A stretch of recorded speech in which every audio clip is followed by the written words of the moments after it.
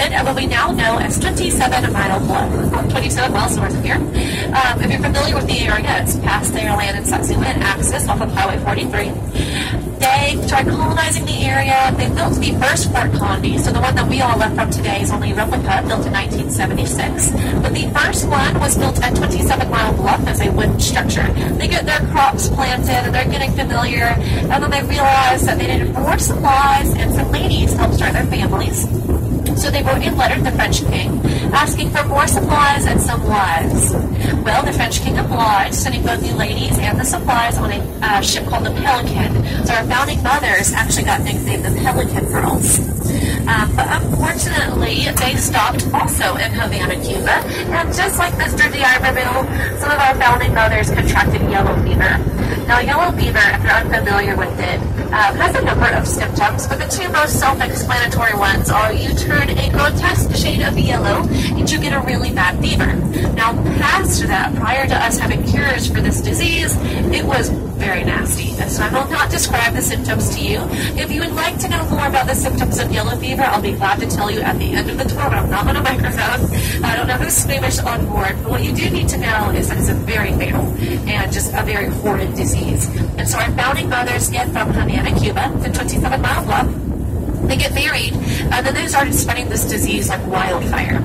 Well, if our founding fathers and founding mothers survived the spread of the disease, it ended up being hard for them at 27 Mile Bluff because the crops were not as nutritious as they had anticipated, and we were not the best of neighbors with the Native Americans. We're growing, we're spreading diseases, it just wasn't so great. And so we moved down to where we are today in 1711. Obviously, it worked out for the better. The crops were more nutritious, and it was an uninhabited area because it was mostly marshes. And so we took this area for ourselves, or should I say the French did.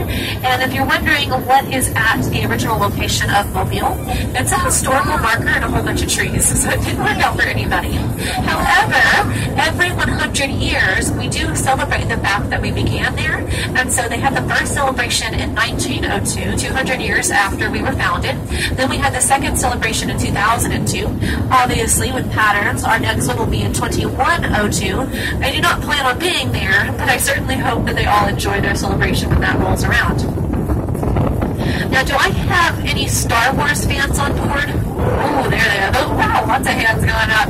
Even if you're not a fan of Star Wars, hopefully you've seen the movie, or movies. And if you've not, then maybe at least you can appreciate a movie. Fun fact, as we make this turn to go back up on land, these blue structures right over here on my side, if you're familiar with Star Wars, they may look a little familiar if you envision them somewhat differently. Get your imagination going. They should look like the AT-AT walkers or the AT-AT walkers. George Lucas was in Mobile in the 70s. He was visiting Steven Spielberg. No big deal. Wow, that is a camera out there in the water. That's upsetting. None of you lost cameras while you were on board. But he was in Mobile in the 70s visiting Steven Spielberg. They were filming part of Close Encounters of the Third Kind right here in Mobile at one of our local airports called Wrigley Field. And while George was here, got a whole audience. Hello. While he was here, he saw these structures. Now, I went digging for the interview. You'd be amazed at how many people have interviewed George Lucas, so it took me quite some time. But I did finally find it. He said that Mobile was not the only port city that he had been to, but it was the last port city that he had been to. And he once again saw these structures. And so he went to one of our local restaurants, which is called Winslow's Oyster House. We'll pass one later on. He sat down, and on a napkin, he designed the AT-AT walkers based off of those structures. So we have a little Star Wars history right here in the city of Mobile. Now, the road that we are turning onto is called Water Street, and a whole bunch of folks think that it's called Water Street because it's right by the water, or when it rains it floods, which it does, but the real reason it's called Water Street is because it is man-made. So all of this was once part of the Mobile River. So if you go digging down far enough underneath the asphalt, what you will find is bricks from the last standing Fort Condi. So Fort Condi, like I said, was first built at 27 Mile Bluff as a wooden structure. When they moved down here in 1711, they rebuilt it again as a wooden structure. And then when the British arrived in 1723, they tore it down and built it as a brick structure. So that's the one that we tore down. It was about 11 acres large, and they said that it was too big in the 1820s when they decided to tear it down to make room for the rest of the city. And they literally expanded the downtown area by taking its bricks and packing them up against the bank of the Mobile River, making Water Street. So that's actually why it's called Water Street. They also said that not only was it too large, but the other reason why they tore down our fort here in Mobile is that if you look at a map of Mobile Bay, we've got Mobile County, for the other side, this is backwards to me, but there's Mobile County on this side and Baldwin County on this side, and of course the bay in the middle. Well, at the bottom of the two counties, we have Fort Morgan and Fort Gaines, which are still standing today, the original structures. And so they said there was no point in having two forts at the bottom of the bay and having one this far in, so they destroyed it, thinking that those two were going to be enough, which later, a whole other history lesson, ended up being a poor decision there in the mid-1850s, but they got over it. We survived.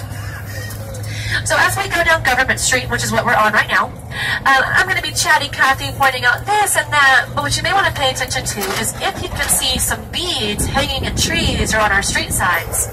They are from our Mardi Gras celebrations that we of course celebrate every year. If you are one of those confused folks in the world that think that Mardi Gras started in New Orleans, let me put you on my knees. These are right here in Mobile, Alabama, in 1703, a year after we were established. New Orleans did not get it until 1803 when a Mobilian moved over there. And if you don't believe me, you can come right over here to Mobile Government Plaza, where a mayor has his or her office. There are two framed letters, one for the mayor of New Orleans and one for the mayor of St. Louis.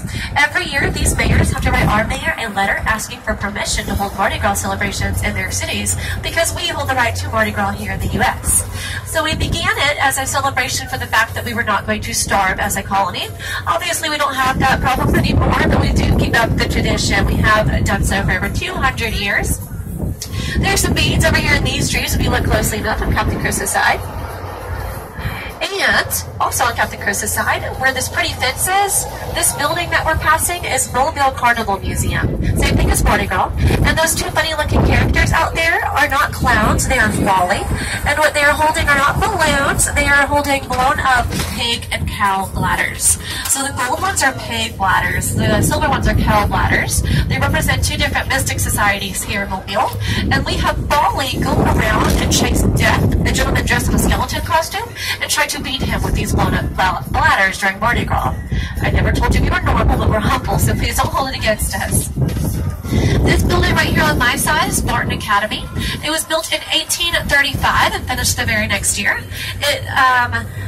So its last graduating class in the 1960s and became completely vacant in 2007, but that's about to change. It was recently given over a $4 million grant to reopen as an international honor school for grades 6 through 9 with a GPA of 3.4 or higher, and when they graduate, they should be fluent in another language. So what we just passed, I was trying to finish it before we completely passed, but I just got too much stuff to say. That was Serta Brewing Company. They're new. They've only been here for about 4 months now. They do not have a kitchen, but they have rotating food trucks, and it looked like they were having some fundraising event going on. This on Captain Chris's side is the Ben May Main Library. This was the first public library in the state of Alabama. It began in the 1850s as a subscription company on the corner of Hamilton Street and Conti Street, which is a little further into the downtown area. So just like you subscribe to your magazines or your newspapers, same thing with your library books here in Mobile.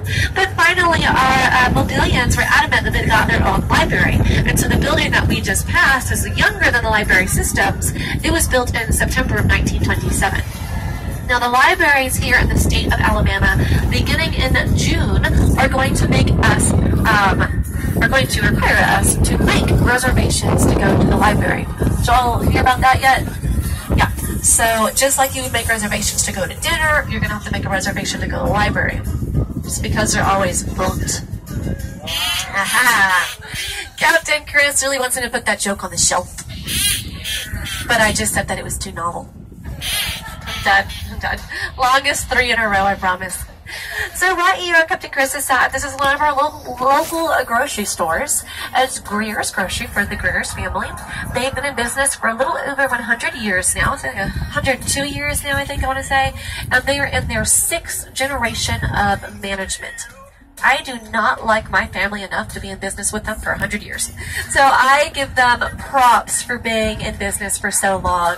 I was told by a patron who is familiar with the Greer's family that the mural that you see that goes all along the building, somehow that's supposed to represent the different generations that have managed it. So I would like to one day maybe speak to one of the Greers and get more information about that, but that was information given to me from a family friend.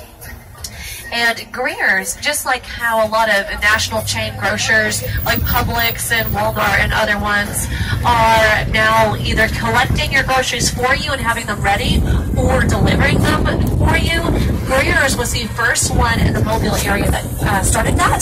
They realized that their patrons, very kind of them, that their loyal patrons that had been going to them for years and years and years were getting up there in age, and that it was becoming inconvenient for them to get to the grocery store. And so they took it upon themselves to start delivering the groceries to their patrons. I think that's very kind of them. Now, right now, we are in the Oakley Garden District. This was the first official neighborhood outside of the perimeter of the last standing Fort Condé. It is about 60 blocks large and has close to 500 historical homes and buildings. I know that you would love for me to list all 500 of those, but I do not know them by heart. The Oakley Garden District in our city archives is described as being in the country, and the median income for this area in the 1830s, which was right about the time it was becoming popular because the fort had been torn down in 1820, the median income daily was 33 cents. I wish that 33 cents a day still got me one of these houses. And do not let them fool you. I know that right now it's starting to look really quiet, quaint. These people, it was originally an Irish neighborhood, so you may still see some Irish flags flying. And when St. Patrick's Day comes around, these people are crazy.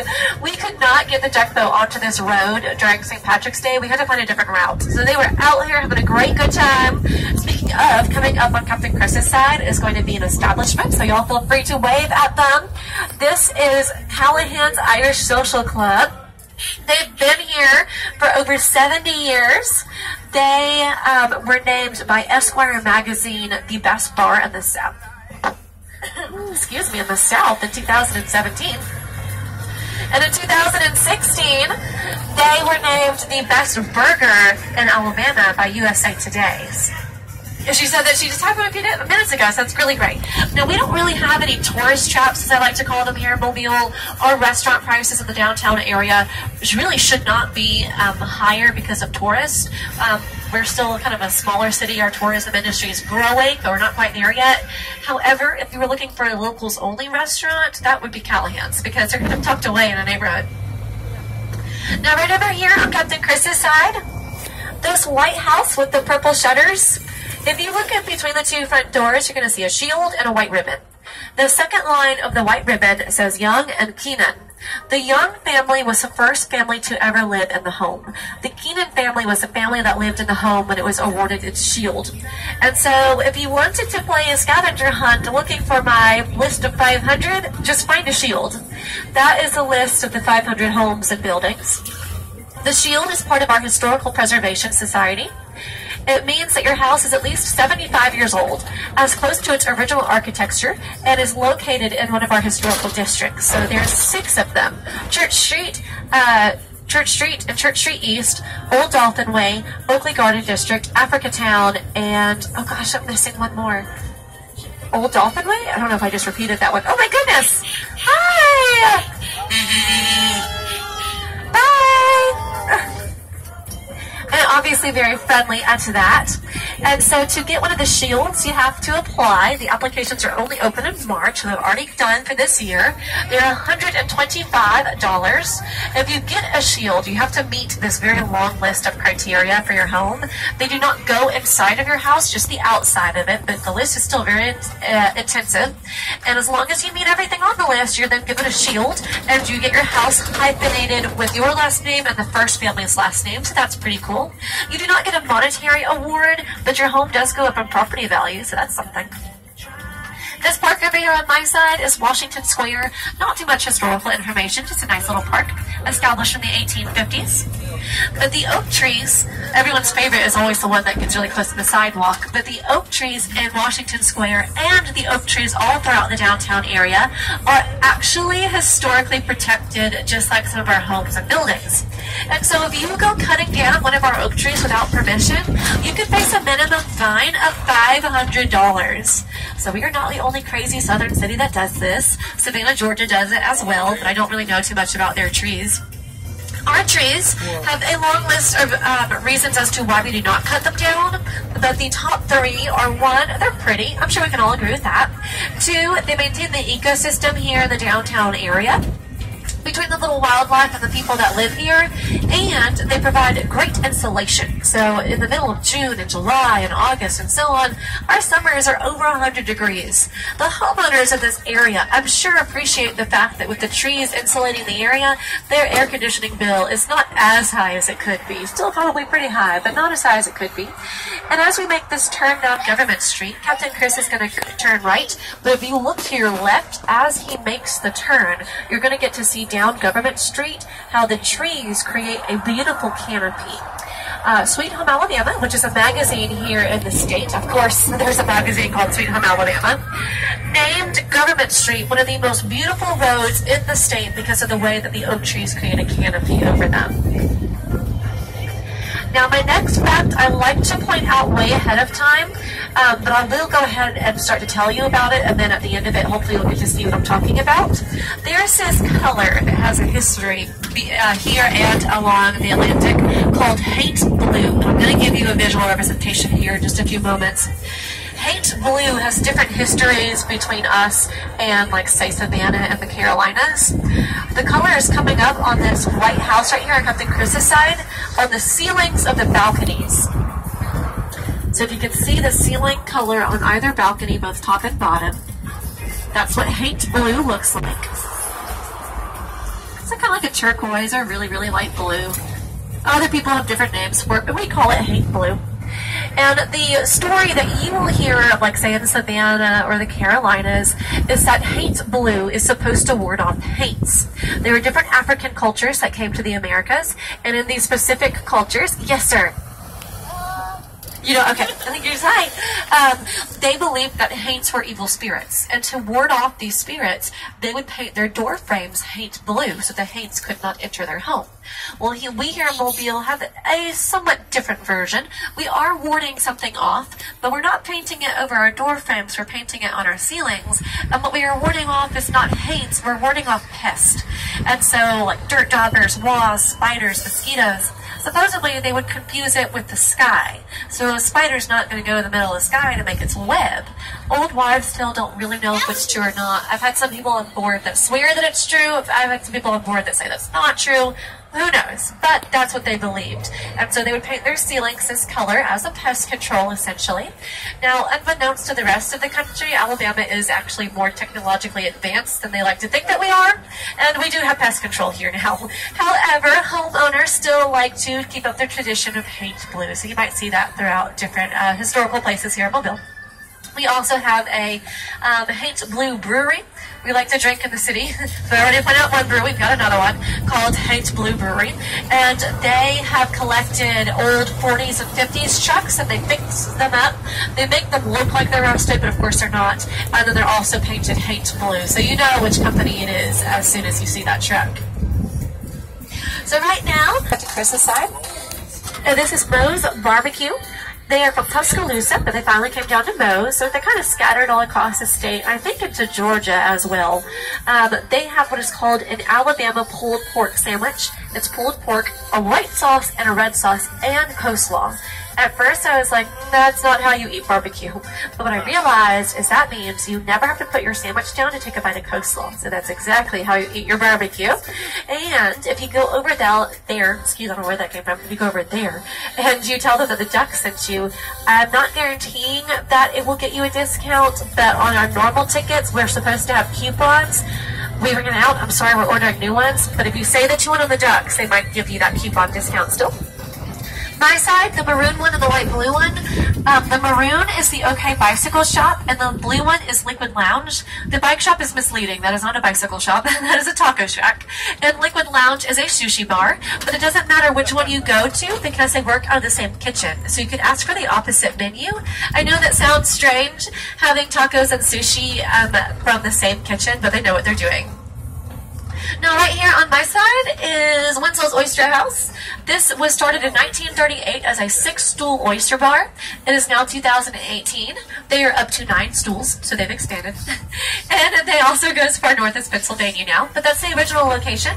They have a record for 451 raw oysters eaten in an hour. I will absolutely not try to break that. This Touch Art Nightlife District, these 3 bars are connected in the back. And then right here with the black awning, this is Kazula. It's our only jazz bar in the city, and they got really great soul foods. You can go over there and see them. Looks like they got some music playing right now. Now, one of my favorite things to talk about in this area of Dolphin Street is our Loda Art Walk.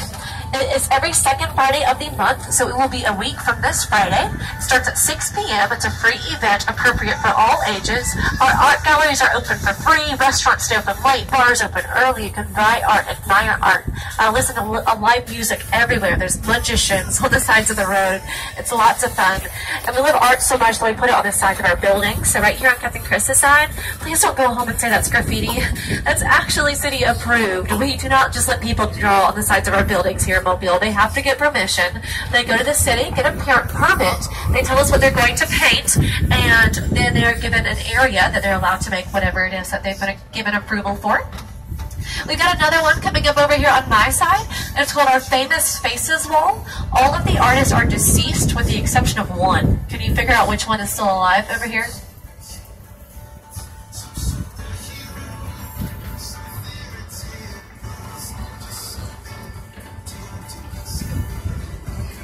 Willie Nelson. Willie Nelson is still alive. I do not know how. But we got Bob Marley, Amy Winehouse, Michael Jackson, Prince, all the legends out there. So they are all city approved. And then right here also on my side is the Cathedral Basilica of Immaculate Conception, which is a mouthful, so we all just like to call it the Cathedral. It took 15 years to build, and every single one of the stained glass windows can cost upwards of $100,000, so they're very proud of them. The Great Gates are already closed this evening, but you are welcome to go into it when they reopen tomorrow for free. There's no tickets or hand stamps. You just walk right in. Now right here on Captain Chris's side, they're already closed for the day, but this is Spot of Tea. They're a brunch, lunch, and breakfast place. They are great for eggs Benedict and strawberry sweet tea and mimosas. I think that they're a landmark here in the city. Been here for 24 years. So if you're from out of town, I strongly suggest, if nothing else from all the restaurants I tell you, Spot of Tea is where you gotta go. Right here is Hero Sports Bar and Grill on my side, but on Captain Chris's side of the blue awning, this is the Mediterranean Sandwich Company. You don't want to go there though. You might, oh gosh, darn, I messed it up. I was going to say you don't want to eat too much because you might falafel, but I started another joke instead, I'm sorry. So my favorite restaurant over here on my side, off the record, my favorite one, Loda Beer Garden. They have 102 different beers on tap. Hello. And they have a moon pie burger. Not going to try that, but if you'd like to, they have it available. And they also have a donut burger, so you can try that too as well.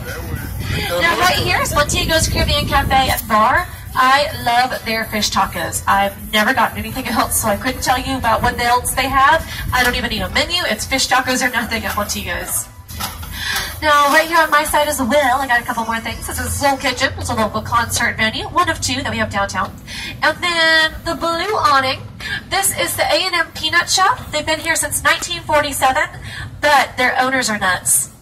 Oh, man. If you do go over there and you get yourself a bag of peanuts, it is, what's today? Say Tuesday? Right? Wednesday? See, that's why I asked. It's Wednesday, and it is past 5 o'clock, so they're already closed. But on the weekends, they stay open a little later.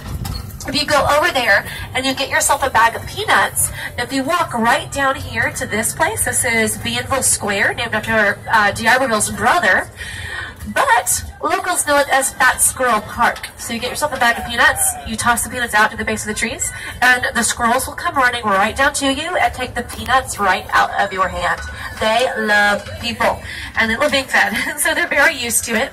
It might take you a couple times. You gotta lure them out, and then eventually when they realize where the peanuts are coming from, if you crouch down, they'll take the peanut right out of your hand. So coming up over here on my side, right past the balcony restaurant, which is the Haberdasher. That's a 21 and up establishment. Sorry, folks that are under 21 on board. But right past them is a little pizza place. It's right here where those folks are enjoying dinner, I'm assuming. That is Pizzeria Del Pina, but they always remind me of a pizza joke. Do y'all want to hear it? Yeah, it's too cheesy. You can take that one home with you. This building on my side is a Van Antwerp building. This was built in 1903, and it was the tallest building in the southeast. It was 1903, stood a towering 11 stories. But it has been quickly outdone, so we no longer have the tallest building in the southeast. However, here in a few moments, I'm going to introduce you to what we replaced it with. Now, right past this road, or on the other side, past the Wells Fargo ATM, on the right-hand side of it, is what we know as Serta Coffee Company. Their sister companies to Serta's Brewery that we passed earlier. John Serta started the coffee company in 2010. In 2015, he entered a national coffee competition and won 3rd place. So the nation's best coffee right here. Now, what I told you we replaced it with is right here. I'm Captain Chris Desai. This is the RSA Tower. It stands for Retirement Systems of Alabama, and it is the tallest building in the state. Now, I know what you're thinking. You've been to Birmingham. You've seen Birmingham's skyline. You at least know that Birmingham is a bigger city. They've got to have the taller building. No. First Book School, First Book Library, we started Barney Girls for the nation's best coffee. If we can't be the capital, we're going to have the taller building. Now, first it was Birmingham, but that didn't sit well with us. So about 2006, we got a helicopter and a spire, and we lowered the spire down on the RSA Tower, immediately making it the tallest building in the state. So I guess you could tell Birmingham that we made our point. Now, this is our last splash into the water. And I have a very special song that I like to play. Oh, we have an audience apparently.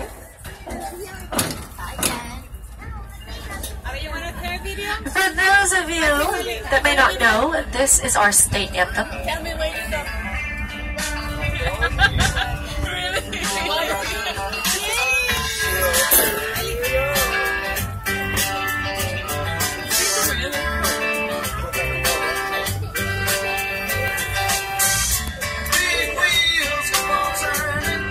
Okay, are y'all ready to go back in the water?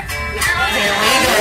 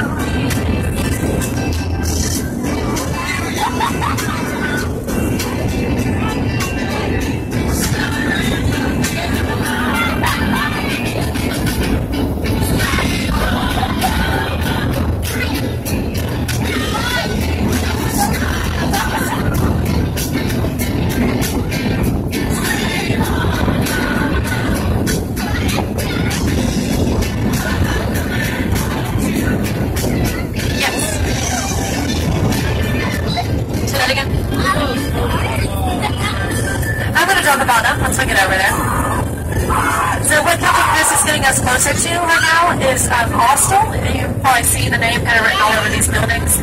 Austal stands for Australian Alumina. We are one of the few countries that says aluminum differently than others. Others say aluminium, but because other people pronounce it as mobile or mobile, I'm going to keep calling it aluminum as long as they call us mobile. We used to have one of the only locations, U.S. locations, but now San Diego also has Austal as well, so we're one of two. Austal is one of the world's largest aluminum welding corporations. And they have a contract with the U.S. Navy until 2026, manufacturing about 17 of each of these vessels that are out here right now. Austal is the state's largest private employer. They have about 5,000 employees. So they just beat the Hyundai plant in Montgomery a few months ago. So the one that we are floating next to right now is called an LCS. It's hard to say LSU. LCS. A total combat ship. And it is designed to go into shallow water. So it only needs 12 feet of water to maneuver properly. Our little tugboat needs at least 6. So I think that's crazy impressive that something of that size only needs double what we do. It is jet propelled. It can clear an Olympic-sized swimming pool in 3 seconds. And it can go 40 knots. To give you a comparison, right now we're only going about 3. And if you're wondering what our top speed is, well, this is pretty much it. We don't go very fast. Both of these vessels are made exclusively out of aluminum because they are manufactured by Australian Aluminum. Now the other vessel right here, the shinier one, that is called an EPF. Stands for Expeditionary Fast Transport, and as the name would suggest, it is a transport vessel. So it will do whatever the Navy wants it to, from men to machinery and artillery. It itself will not be armed with artillery, but it can move it if necessary. Up to about 600 short ton in weight of artillery, actually. It's a little slower than the LCS. It can only go about 35 knots, but still way faster than we can go. And at the back of the vessel, or the stern, as we come around to it, you will notice that there is a ramp that is extended from the vessel onto land. That is what makes this vessel particularly unique. It can make its own dock with most terrains in the world. And so that came in handy a few years ago when Haiti had that terrible storm that came through. A lot of their docks were destroyed. Well, that was no problem for the EPF, which is ideal for relief efforts. All it has to do is just extend that ramp right down, and it's got its own dock. And as we come back around, 1, you're going to see a great picture of the little skyline. And 2, if you look at the vessel, you can see an Appleton crane kind of folded in on the left-hand side right there. That crane can lift about 27,000 pounds worth of weight. So if you're looking for a picture of the skyline and the water, I'd be a little partial, but I think that's a good looking picture right there.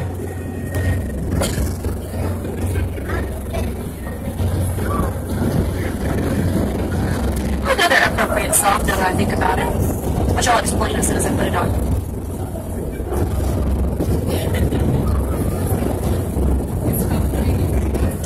Where'd it go?